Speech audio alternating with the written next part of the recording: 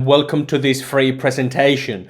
We will be discussing seasonal allergies in dogs. So I hope you get as much value as possible from this very presentation. The first thing to note, and jumping straight into it, is that seasonal allergies, as the name implies, are caused by the season when that allergen is prevalent within the season, and they only occur at certain times of the year.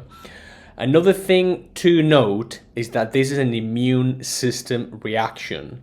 It doesn't come from the outside, it's how our bodies, in this case, how your dog's body or how your cat's body is reacting to the allergen.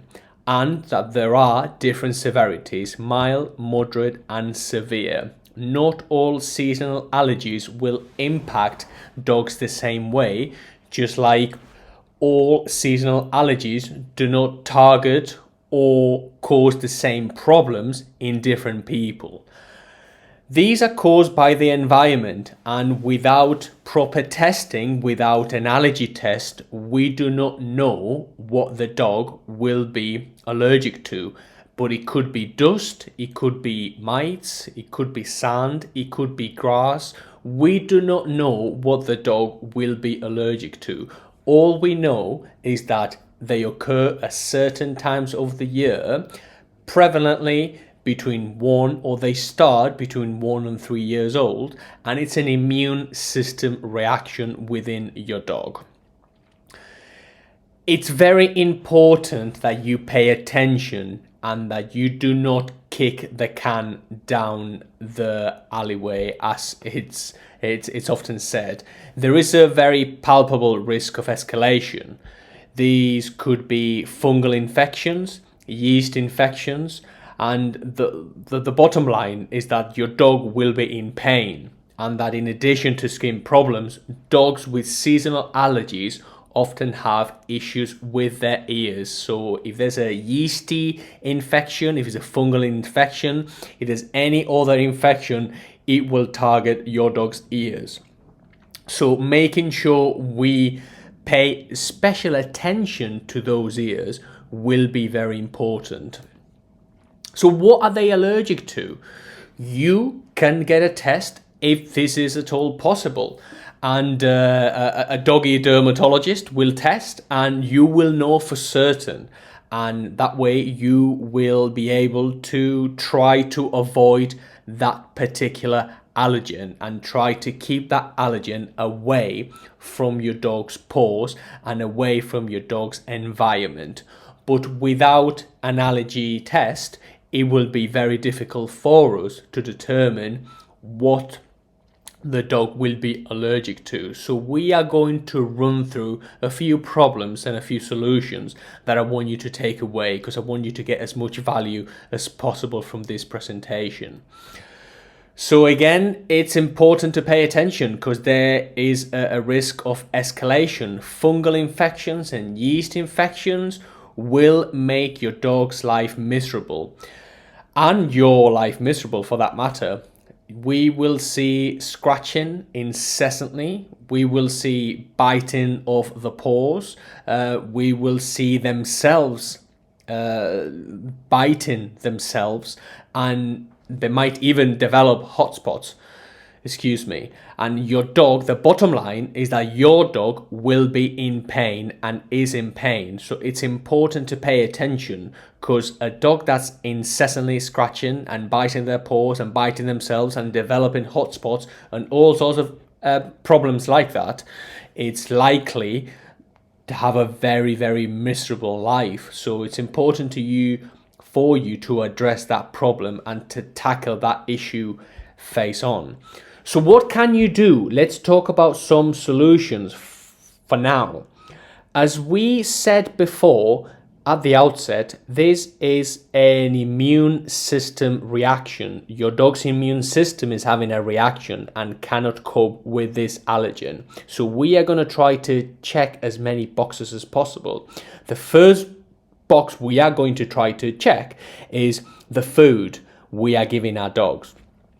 and the inflammatory or potential inflammatory ingredients we are feeding our dog.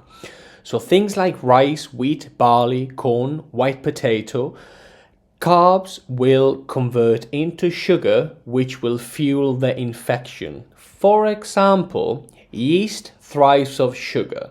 So it's important for you to turn the bag of food and check the ingredients you are currently feeding the dog. This is likely to have the biggest impact on your dog's overall allergies. Any inflammatory foods your dog is currently consuming will obviously have a detrimental impact on your dog's health and on your dog's allergy. So try to feed as fewer carbs as possible. And again, this is an immune system deficiency. So think of ways to boost your dog's immune system. We believe that food is often the curator. Just like it is the curator in your life and our lives, it's important to have our dogs have a very good diet, especially if the dog is taking medication. Make sure that if your dog is taking any medication, that medication will put some stress in the pancreas and kidneys. So we want to make sure your dog does not have any nutritional deficiencies. So think about food and natural supplements to boost your dog's immune system.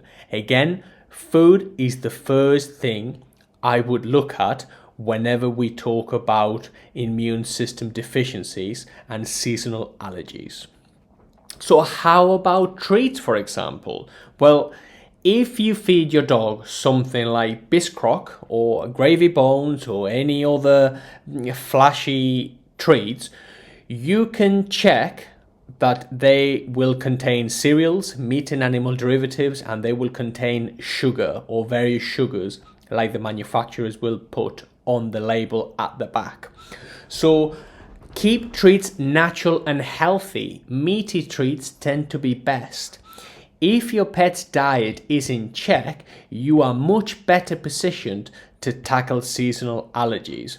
It is very likely that if your dog has a diet that isn't suitable for good health, if the dog has an immune system compromise, that those foods will only exacerbate the problem. So we want to keep the diet as nutritious and as good as possible.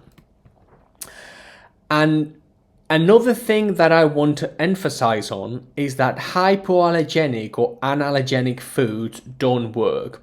These are often recommended by vets, but these do not work. They only make the problem worse.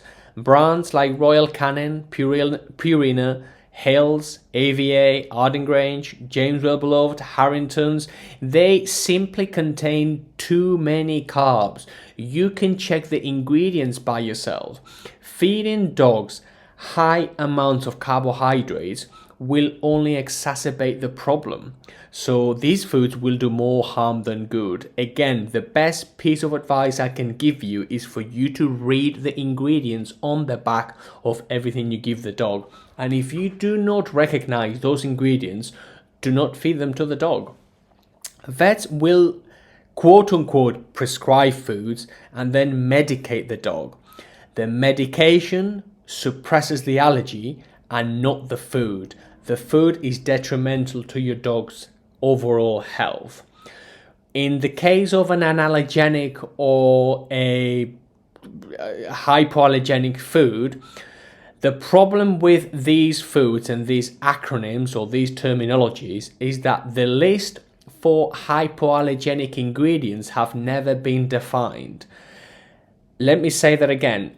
The components, the ingredients in hypoallergenic food have never been defined. So manufacturers these days take advantage of that very loophole and they will put whatever they want in the food. And guess what?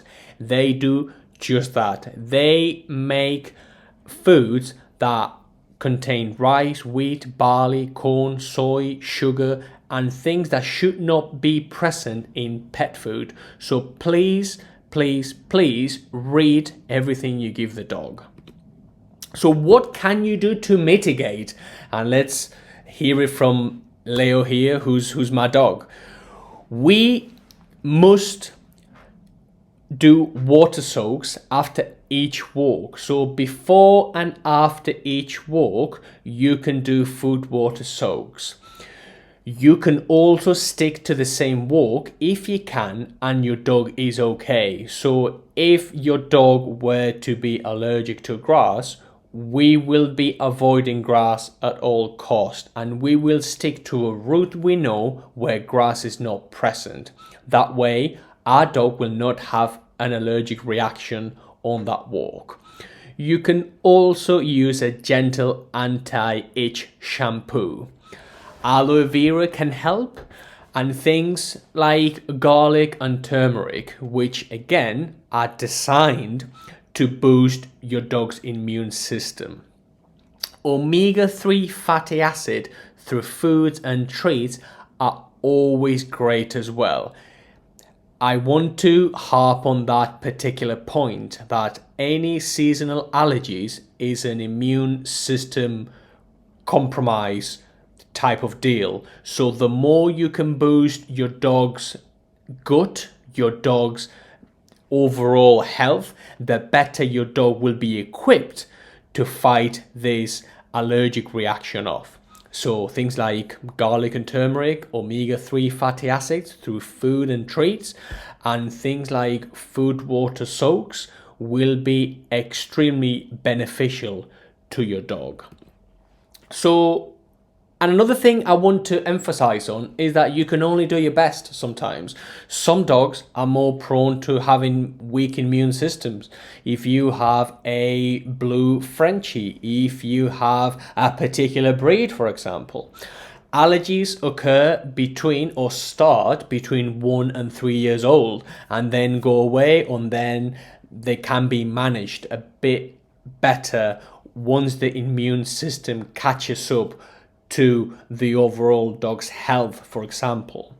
So do be patient and try to understand that you can only do your best when it comes to these things.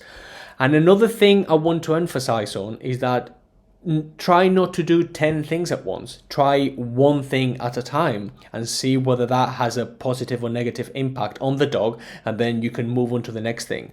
But trying 10 things at once is often not the best path forward.